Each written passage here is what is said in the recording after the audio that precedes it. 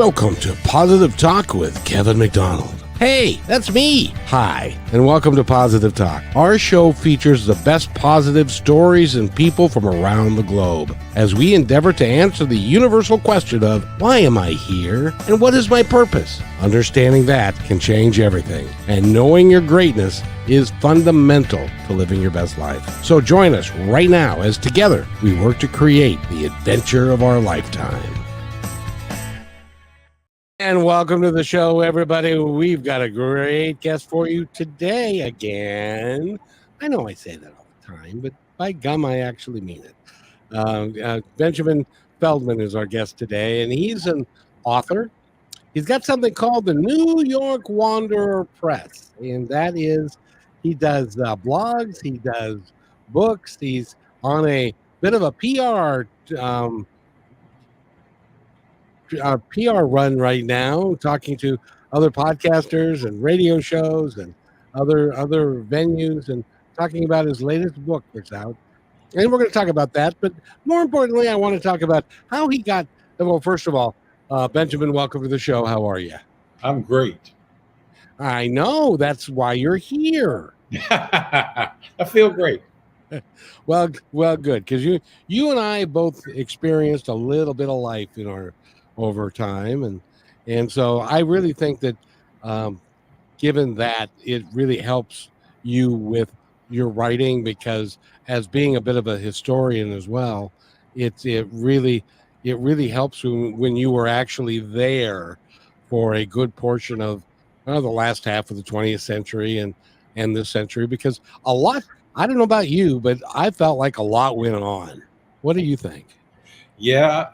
I mean, I sort of think the last half of the 20th century was, in a way, a lot calmer than what we're going through now. It's really unfortunate the state that the world is in now. We don't have to dwell on the negative.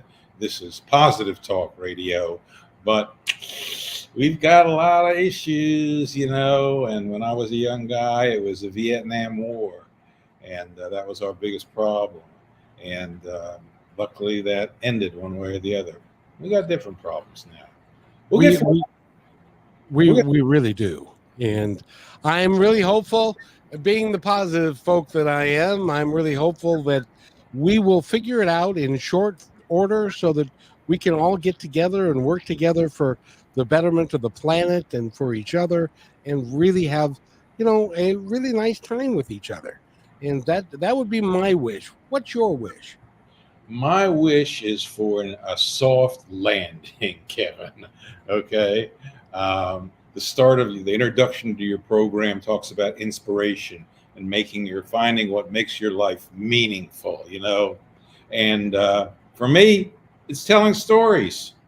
That's what I like to do. I like to share stories, whether it's written, oral, visual, whatever. And I hope to enrich other people's lives with the stories that I tell. Have you always done this? Is this something that you were writing when you were a little kid and in school and all that kind of thing? Well, in a way, I think the first thing that jumps to mind is, as far as I'm concerned, women and girls are the best invention since sliced bread. Okay. Couldn't agree more. And in third grade, I had a teacher named Miss Eula Mae Crabtree in East Tennessee. Okay, that really was her name. And she would call me down because I'd spent half the time during the classroom. I always sat in the front row because I was, they call it a brown nose. That's not very polite, but whatever. Teacher's pet. And but I spent half my time turning around and looking at the little 8-year-old girls and trying to get them to smile back at me and tell them stories, and it's the same thing, trying to get a rise out of people in a nice way, and I'm still doing it today. And I want to just point this out for all of you teachers out there that may or may not think that you are having an impact. I would like to point out that your third grade teacher, that was all the way back in the 60s. And you not only still remember her name, you probably remember what she looked like as well. I sure do. She was 6'2", She wore hats like Carmen Miranda was famous for, with fake fruit on the top of them. I mean, this lady was tall, and she was very, very. I grew up in East Tennessee in Oak Ridge, which was the Manhattan Project town. So we have a lot of smart people there, a lot of scientists, a lot of smart kids. Best public schools in the state. We got the best graduates from the Education School of the University of Tennessee. They got better pay in Oak Ridge because the federal government was paying their salaries. And we had a marvelous school system, and we had wonderful teachers. And that gave you the beginning of the education that you needed to be able to do what you do today. I'll tell you one thing. Miss Crabtree told me we would sit around. Obviously, in a town of 30,000 people in the southern Appalachian foothills, the overwhelming majority of people in town, I'd say 99%, were Southern Baptists, Methodists, Wesleyans, etc. There were 100 Jewish families in the town. I was one of them. And it came around Christmas time, and we're all sitting in circle in third grade. And Miss Crabtree stands up. She says, Benji, would you tell the other children what the Jewish Christmas is all about? she meant Hanukkah. And a very well-intentioned request, because none of the kids, they didn't know anything. They'd come and rub your head and see if you had horn. And there's nothing anti-Semitic about this. That's just what the pastor told them in church. Jewish Exactly. have horns, like Michelangelo's Moses in St. Peter's Basilica. Moses has horns. And so that started me on storytelling. Miss Crabtree. And Hanukkah, which of course happens at the same time as Christmas, and a lot of people still in this country today don't recognize the differences between what Hanukkah is, or Ramadan, or some of the other things that are with the other traditions, rather than just pure Christianity. Yeah, who needs to get into all the fine print? That's true. Two holidays. The origins of the two holidays happened within 150 years of each other, over 2,000 years ago. So does it really make a difference? Does it really make a difference? No. It's and thanks to Hallmark, and it's just Hanukkah is not a major holiday in the Jewish religious calendar. It's a minor holiday, but it's taken on this enormous importance in American culture. Because, unfortunately, holidays in America are opportunities to go out and buy stuff, merchandise, go shopping, and unfortunately become inebriated. And so what's the difference, What's the difference? Exactly. Well, isn't Passover a much bigger holiday? It is. It's a very important holiday. And unlike many of the Jewish holidays, it's not celebrated in the synagogue. It's celebrated in your home. And there are 8 days if you're outside of a walled city, that being the old Jerusalem is still a walled city, or Shushan in Iraq is still a walled city. But if you're in Israel, only 7 days. So if you go on El Al Airlines, if you take the Israeli major airline to or from Israel on the 8th day of Passover, they're going to bring you matzah unless you can tell them and show them that you are from Jerusalem or from Shushan. No, you're an American. You got to eat the matzah on all 8 days. We're not giving you any bread. This is happening. I can only imagine. There's a lot of ignorance about stuff. And speaking of which, I want you to test my historical knowledge of something, okay, if you would, because you are a historian as well, and you do a lot of work with New York history and going back in time. But the Passover, the Israeli people, or the Israelites, were in Egypt at the time, and they were supposed to be, and Moses was talking to the Pharaoh, and they were going to be set free. And then he reneged and he said, "Nah, you guys are too big to the economy. You do too much stuff for us, and I can't let you go." And so Moses said, "Okay, well you're going to regret that because there's going to be several things that are going to happen that you're not going to like very well. One of which was the oldest child of every family was going to be killed by the angel of God. But unless you put the blood of a lamb over the door of your house, and then you would be passed over, Yep. and your child would live." Yep. Am I correct? You Is that are a 1,000% correct. It's well, called. There are 10 plagues, as you know, at Passover. There are 10 plagues that were visited upon the Egyptians. The last one is called Makas Bechoros in Yiddish, Makat Behorot. Makkah literally means a plague, but it's the killing of the firstborn. The Bechor is the oldest male child.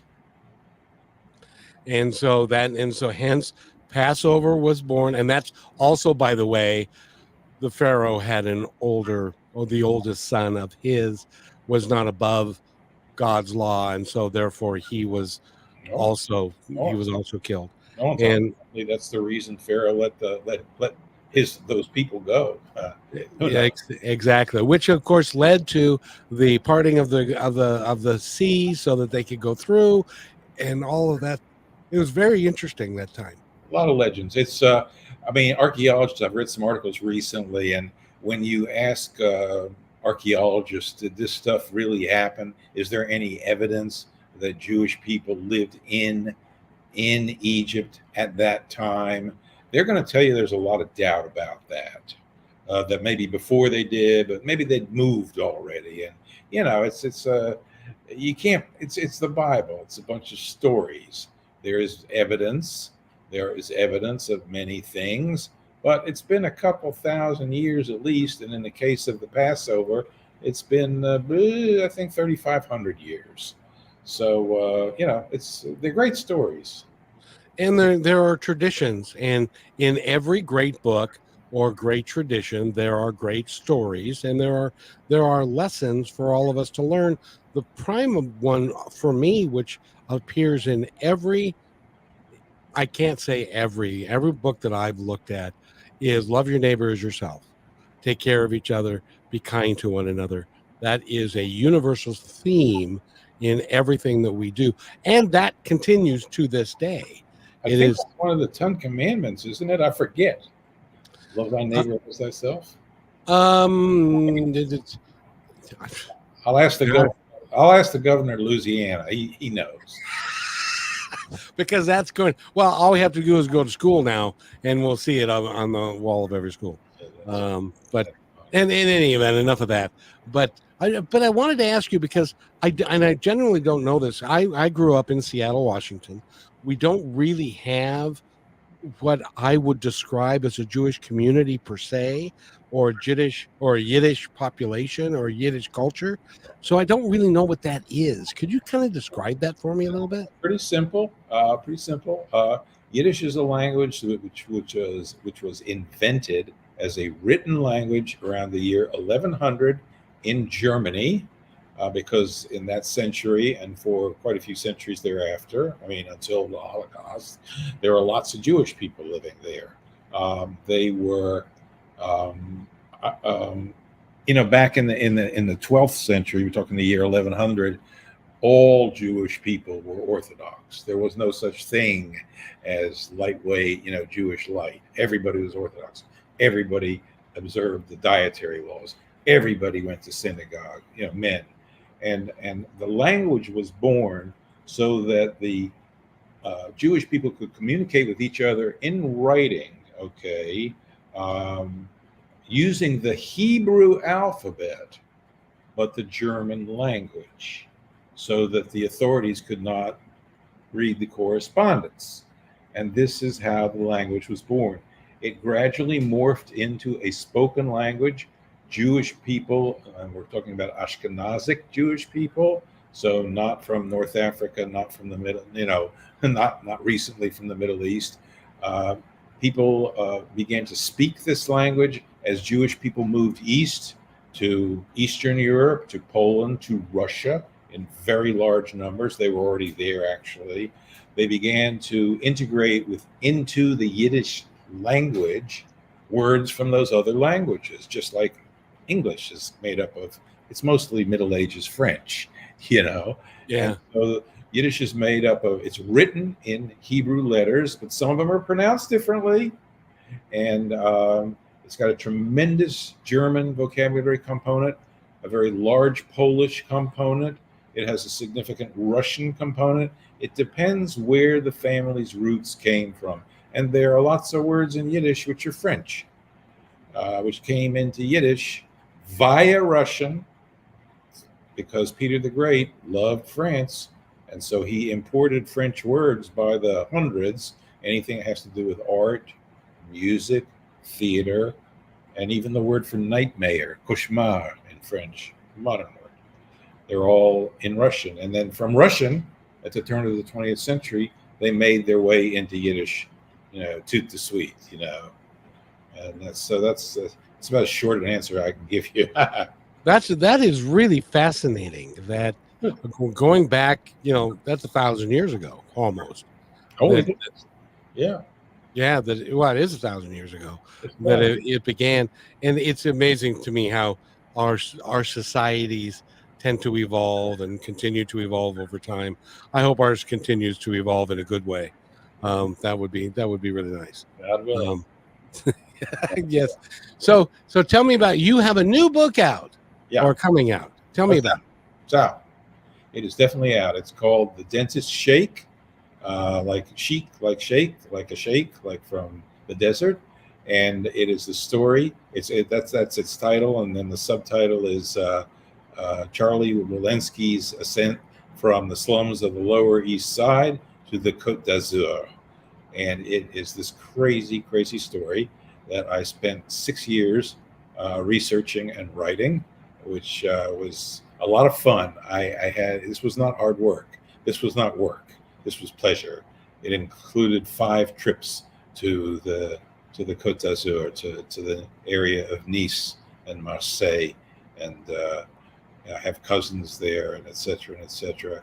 And Charlie Walensky, born Charlie Willen in 1894 on Stanton Street on New York's Lower East Side, which today is hipsterland, but back in his day was a polyglot slum with 500,000 people per square mile. The most densely populated city on a part of a city on the face of the earth, China notwithstanding, And his family was poor, but not dirt poor. And he grew up in the slums. They moved to a decent part of the Bronx. The Bronx was being built up back then. So by the teens, Charlie and his family had moved to Cortona Park area of the Bronx, where Mr. Trump just had a big rally a few weeks ago. And it was amazing. This is a very poor neighborhood today, but okay, he did it. And Charlie went to dentistry school. First, yes, he went to dentistry school, which was part of Columbia's medical school at the time. He got a degree in 1916. His motto that he picked out for himself in the yearbook is, "A lion is a dangerous thing among the ladies," So this guy was a skirt chaser from day one. He was the eldest of several children, and the family was, aspiring lower middle class. His father was a little real estate operator down on Delancey Street. They had 3 squares every day for sure. Charlie got drafted right away when the United States entered World War I, but he did not see combat because he was already a licensed dentist, and the U.S. Army Dental Corps needed him. And so he was inducted into the Dental Corps, shipped over to just a really hard place to serve, Nice, on the area, because all the, when the war was happening, Riviera was pretty quiet, because there was no combat in the area of Nice. The big fancy hotels in Nice were all converted into military hospitals.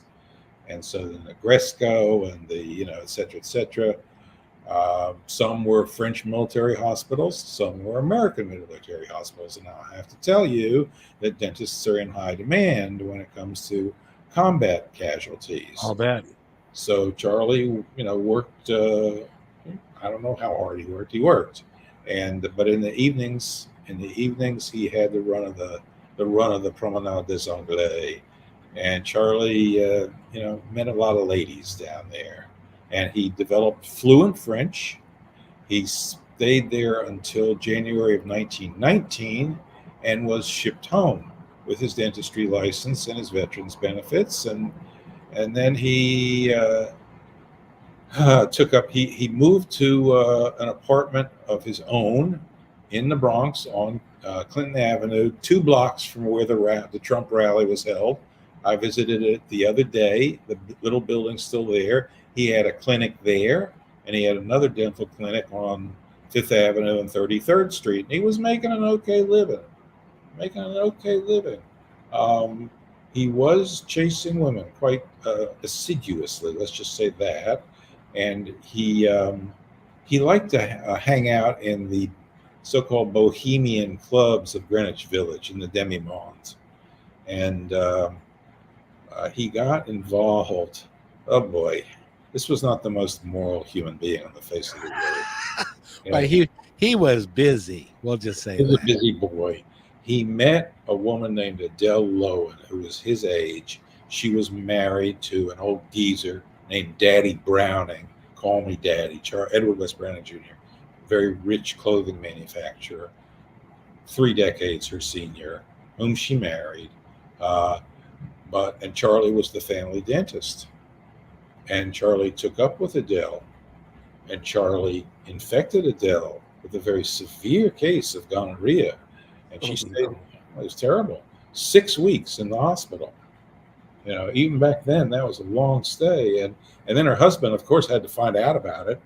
He was not happy. He was not happy because he was tested and he could prove he had nothing to do with it.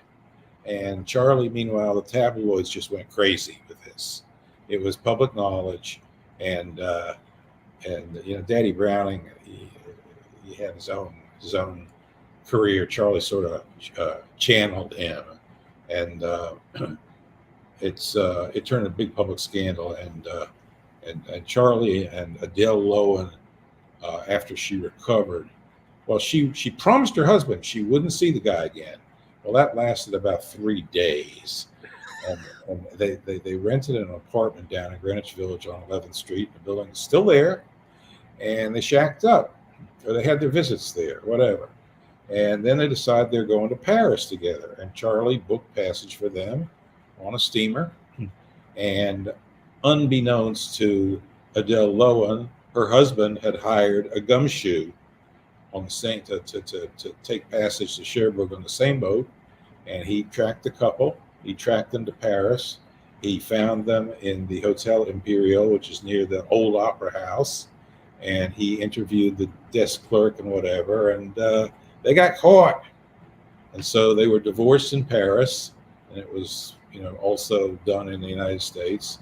And Adele came home with her tail wagging behind her with a substantial settlement. And Daddy Browning went on to a separate career chasing teenage girls with his Rolls Royce. And Charlie and Adele parted company. And Charlie went on to his own career. He moved back to France and got himself an apartment in Paris and started hobnobbing with the big bold-faced names. Among them was a French tennis star whose name is still well known in France today. Her name was Suzanne Lenglen, and she has a tennis court named after her at the Roland Garros Olympic Center in Paris. There's matches going on this coming month there. It's 24/7. And he took up with her, and he got her to sign a contract to be her commercial representative 12.5% of gross sales goes to Charlie, and he got her a sports manager. Uh, And this is way back when in 25. This is 26 was when the manager was hired. 25, then 26, and this guy's name, it was Cash and Carry Leary or something. He was CC Leary, but his nickname was Cash and Carry, and he did his own contract with Suzanne. She did a 6-month tour of the United States and Canada. She did single matches in Madison Square Garden, of course, in Chicago, in Montreal. She made a lot of money. She was 6'1". She played tennis, quote, like a man. So you can go on YouTube and you can put in Suzanne Lenglen, Lenglen, and you can watch her play tennis. And she is, she's real aggressive, and she's huge. I mean, and she used to sip cognac courtside. Okay, that's how she kept going. And so she got special permission. She and Cash and Carry applied to the United States government in 1926. We're in the middle of Prohibition here, and she had to have her cognac. So they got a special dispensation for her to bring cognac into the tennis stadiums and do her sipping while she was flipping. And this is all facts. I do my research. I'll bet you do. It would be a really. How did you come across this story? Okay. Yeah, that's a good question. I don't want to go on with the story now. We'll get to it. Okay. So Call Me Daddy, the prequel to The Dentist Shake, was published in 2010, if I recall correctly. And Daddy Browning is buried in Greenwood Cemetery, in Brooklyn, which is a huge cemetery in Brooklyn, with a very beautiful, and I've had a 24-year relationship with them. And all of my books so far are based upon people who are permanent residents of Greenwood, with the exception of Charlie Willen, who's buried in whose ashes are in Monte Carlo, up on the peak of it. However, on a history blog that a wonderful lady runs called Ephemeral New York, she somehow took notice of the Daddy Browning book in 2018. Okay, 8 years after it was published. I don't know how, but she did. We're good friends now. She put up a post about it. Some guy puts up a comment under a screen name. I know all about this. People should get in touch with me, but he doesn't put down an email address or a hot link or a phone number or nothing. And I'm like, oh my God, I got to get in touch with this guy. So I comment on his comment. Nothing happens. 18 months go by. I get an email from a man who, at the time, what was this? This is 2000 and this is 2000. Yeah, this is 2000. I think 2018. Actually, I'm mixing the dates up a little bit, but I finally get in touch with the guy in 2018. Okay, his name's Gabe Kramarenko, ultimately of Ukrainian descent. He's an American citizen since 1944, I believe. He lives in, he's not a young man. He's about 88 years old this year, I believe. I know him very well. He lives in a pretty dilapidated trailer in Batesville, Arkansas, but he grew up in France. And for his first 7 or 8 years in Nice. And he led me to Charlie Walensky's family. He actually is Charlie Walensky's illegitimate son, okay? And Charlie Willen's grandson, he introduced me to, who lives in Spain near Barcelona, but grew up in France and in Monaco. And I ended up purchasing an archive, a family archive, from a gentleman named Patrick Willen, who's about 10 years younger than I. And with that, I started going crazy. And it was just all these films and photographs and scrapbooks and documents. And I started doing my research. and I found out about Charlie Walensky's relationship with Isadora Duncan, and with Antoine de Saint-Exupéry, and the author of The Little Prince, and his wife, and all these characters who are in the Netflix series, the miniseries Transatlantic, which was on last year. And it just kept on, it just burgeoned. It came over the transom through an exchange on a website. Isn't that cool? That's a great story right there. By the way, we're talking with Benjamin Feldman. If you go to his website, which is called NewYorkWanderer.com, and you can find all about the Dentist Chic from the Lower East Side, some of his other books. We need to take a quick break, and when we come back, we're going to share more with Benjamin. And I really want to talk about the difference between the reality as you've lived it in all of the books you've written and all the things versus what people say was the real history. And that we're going to talk about that when we come back, because I suspect that there's a little bit of a difference between what actually happened and what the history books tell us. We'll be right back. You're listening to Brushwood Media Network, the best in syndicated talk, news, and entertainment shows. As you go about your daily life, look closer. As you gather with family and friends who love and support you, look closer. There are youth right in your community who don't have the home, warmth, and healing you have. So look closer. Every year across America, a staggering 4.2 million youth are homeless or trafficked. And for 50 years, Covenant House has worked relentlessly to keep them safe and protected. Tonight, 2,000 young people will sleep safely in a Covenant House bed. And tomorrow, they will wake up surrounded by love. They get clean clothes, hot meals, medical care, and a safe place to sleep. 24 hours a day, 7 days a week. In sites across America to help them fulfill the great promise of their lives. So look closer at Covenant House. To help or get help, go to covenanthouse.org.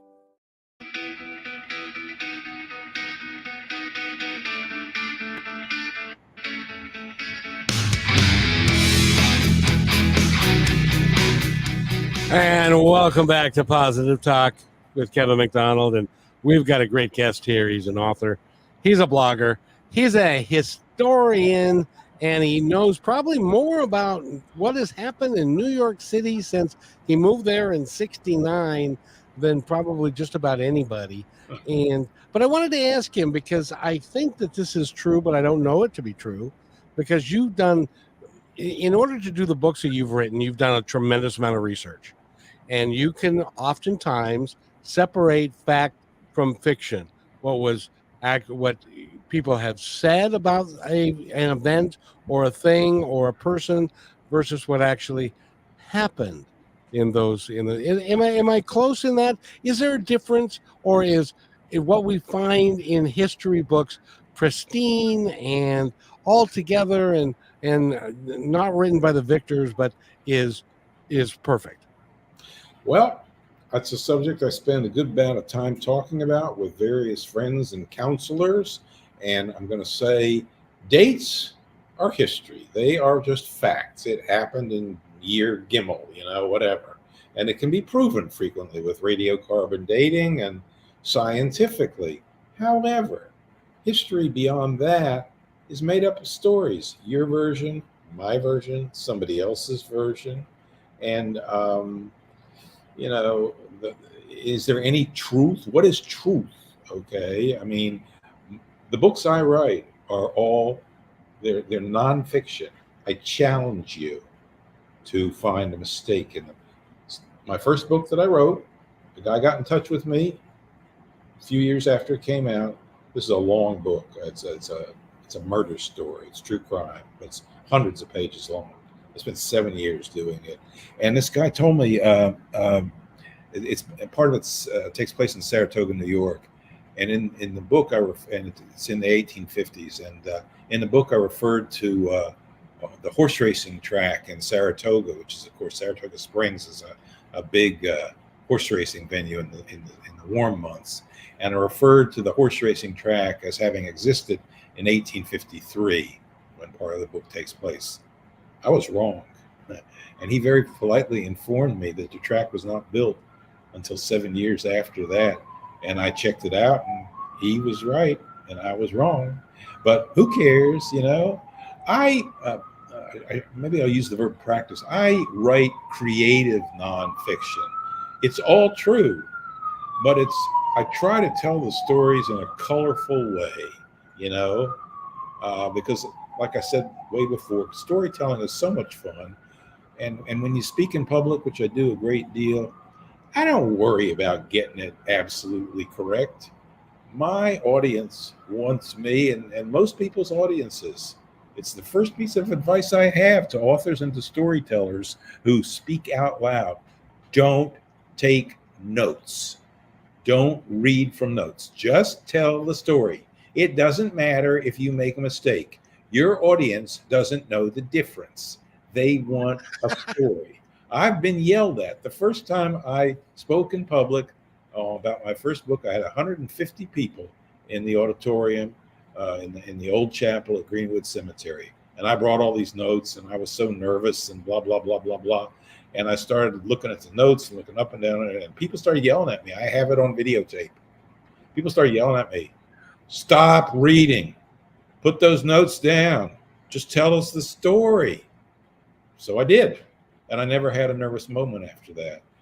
You gotta believe that people like you, and you gotta understand that, and you gotta give them what they want, entertainment. I would love for you to write, since you study history and know a lot about history. An event happened yesterday and today in 1876 that I would love for you to write a story about. Do you have any idea what I'm referring to?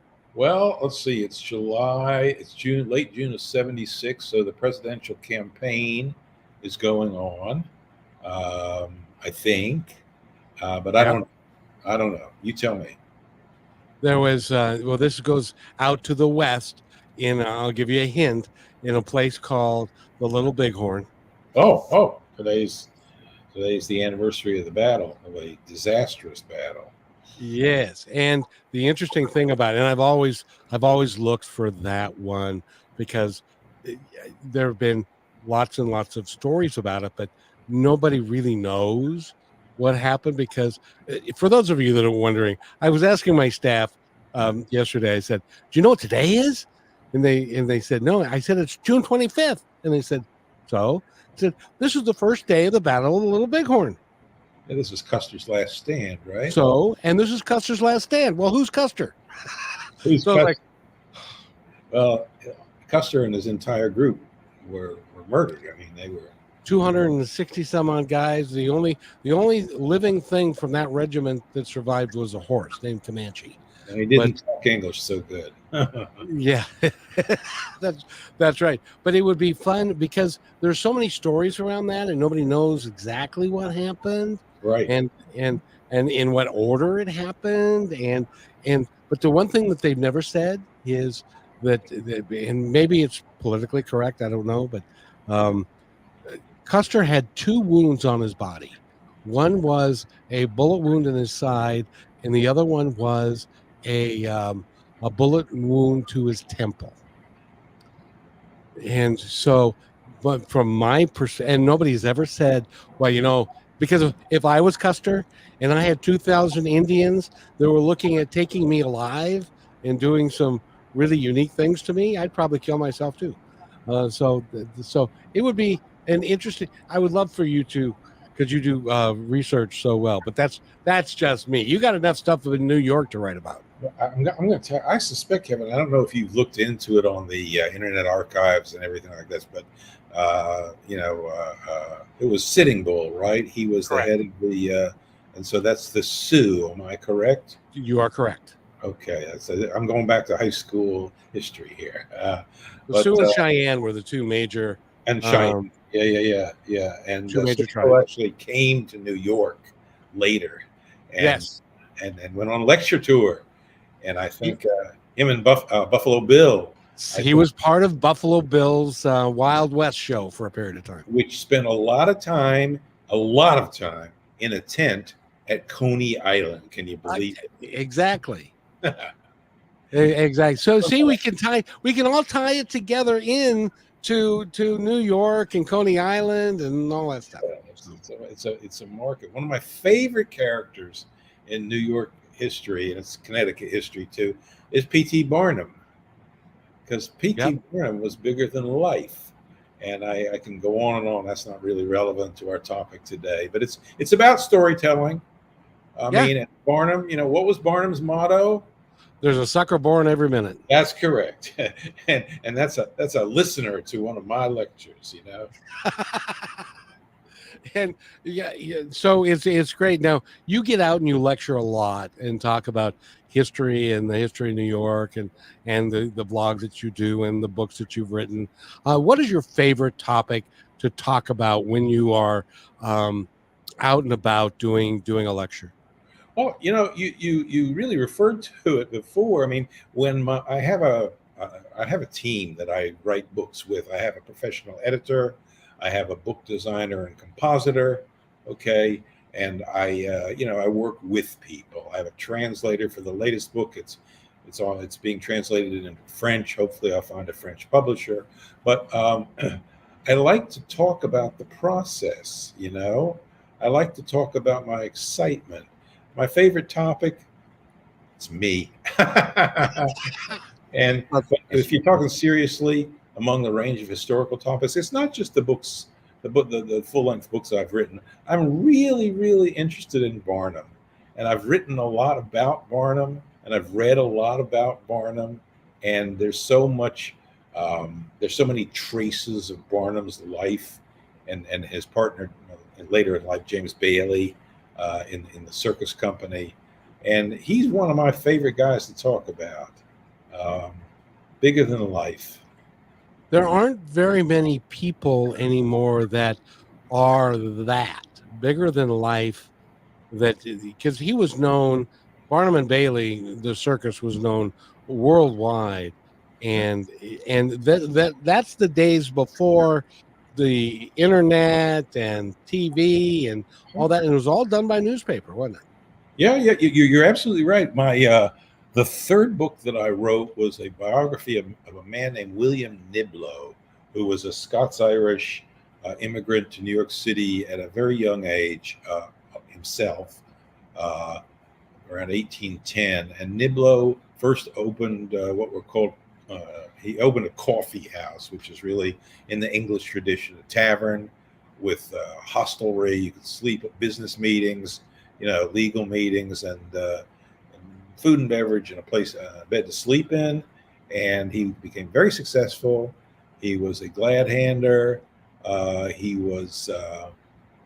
He married his first boss's daughter when he was just a barkeep at a tavern downtown. And then he got so successful in the hostelry business, he had two of them, that he sold them, and he opened what's called, and don't get the wrong idea, it's called a pleasure garden, which is a Western European, really 18th century tradition, starting in London in the 1660s. And a pleasure garden was a place in a major city, Western Europe, Eastern United States, mostly in New York, where there were not very many public parks.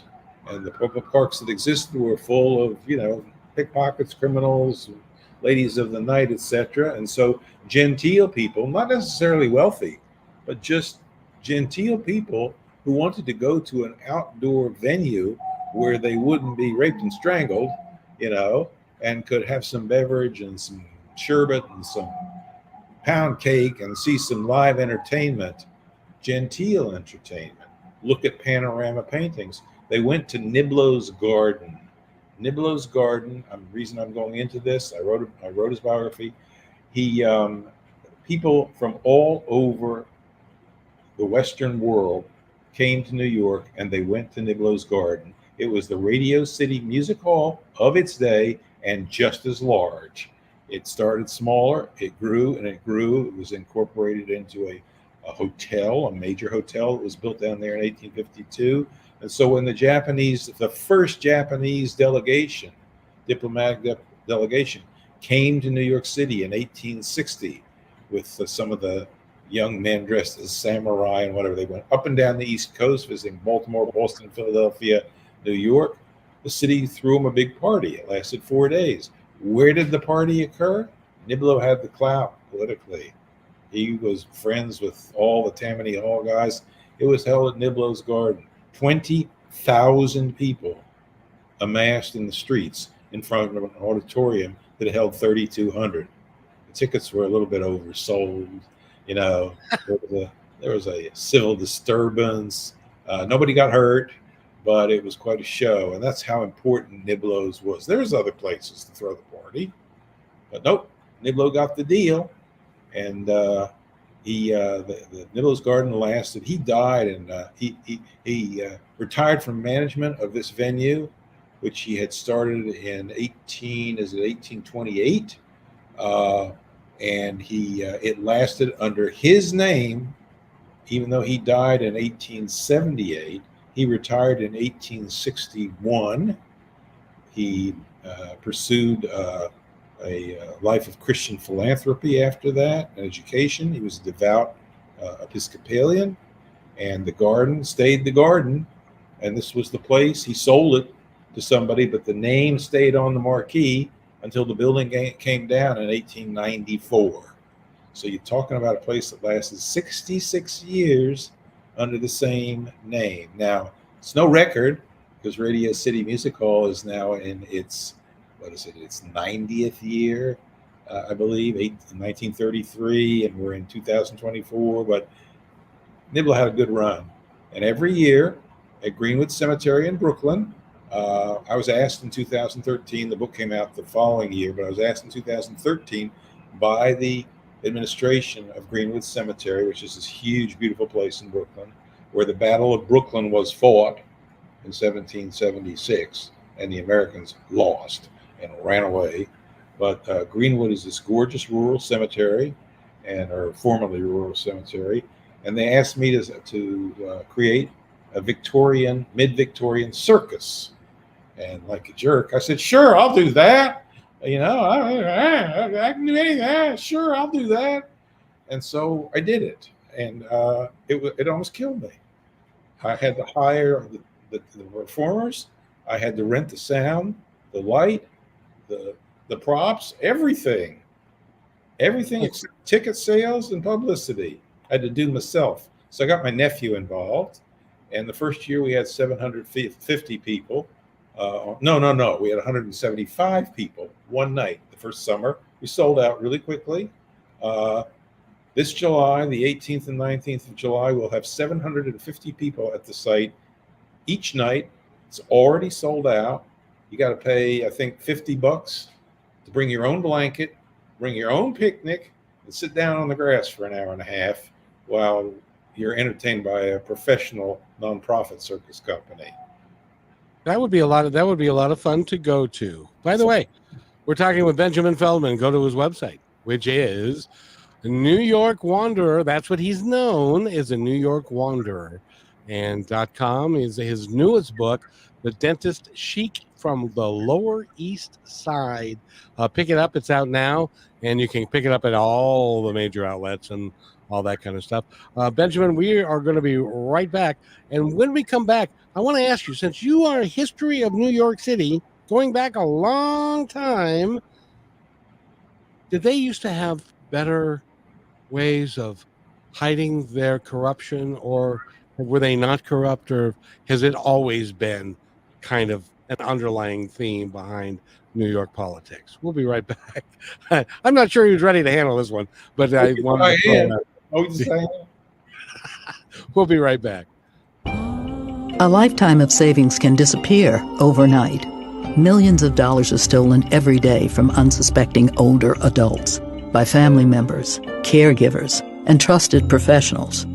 If you suspect financial exploitation, call the Elder Care Locator at 1-800-677-1116 or go online to the National Adult Protective Services Association to be connected with help in your area. See, that wasn't long. That was just a 30-second commercial. So I hope everybody's still here. We're talking with Benjamin Feldman. He's an author. He's an historian. He is the New York Wanderer. And he wears a cape, and he has a New York on his chest and stuff. By the way, before I ask you this question, you were talking about the pleasure garden. Yeah. I was thinking when they tore it down, I was thinking that you were going to say, and in its place, they built Madison Square Garden. But I was Sorry. wrong. Well, nope. Just an office building, loft building. Oh, that's too bad. Because all that history for that length of time, and it all just went away. So speaking of history, I know New York has been around for several hundred years, and we hear about corruption and stuff like that. Did it used to be better than it is now, or is that always had an undercurrent of things that don't quite meet the eye? I'm going to answer your question with a name, with a first name and a last name. Boss Tweed. Okay? Boss Tweed. Boss Tweed was a real person, and in fact, the Tweed family plot is in Greenwood Cemetery in Brooklyn. And his name was William Marr Tweed, obviously Irish American. Boss Tweed never held elective office, as far as I can recall, but he controlled this city like Xi Jinping controls China. Okay, and Tammany Hall was very, very important to politics in New York City since the late 18th century, and it got stronger and stronger.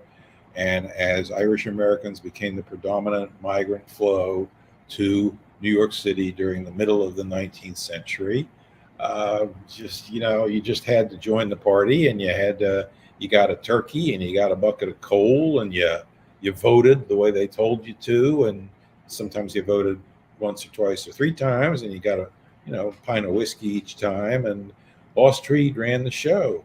Boss Tweed did this all out in the open. There was nobody who's going to call him down.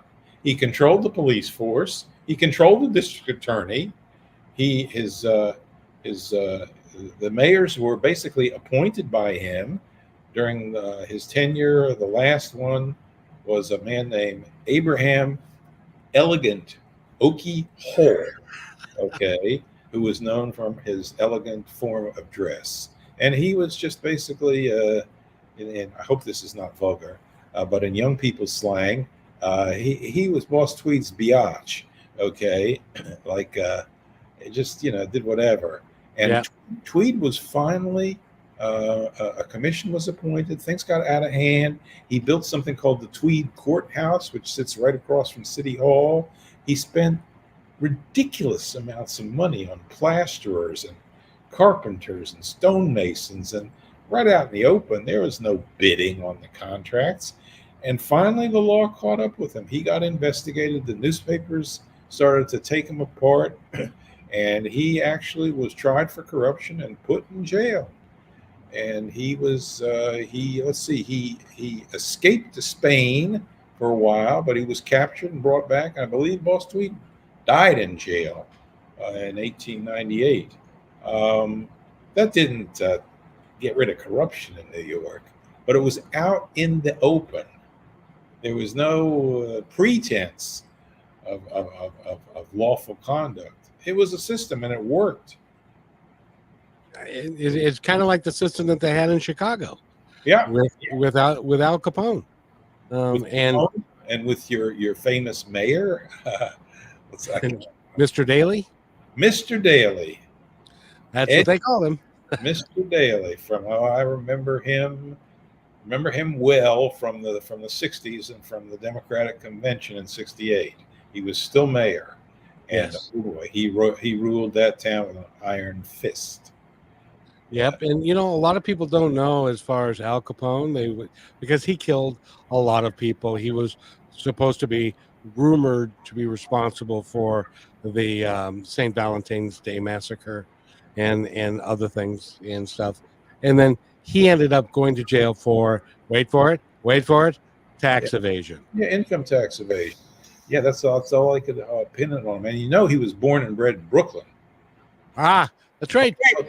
He went from New York to Chicago, didn't he? Yeah. His childhood home is still standing in Park Slope, Brooklyn. Still standing. We're going to run out of time, but I got to ask you now. New York is comprised of how many boroughs? 5. There are 5 boroughs. So there's Manhattan, there's Brooklyn, there's Queens, there's The Bronx. Which one? The Bronx. Oh, of course, the Bronx. And what's the 5th one? Staten Island. Ah, I never would have guessed that. And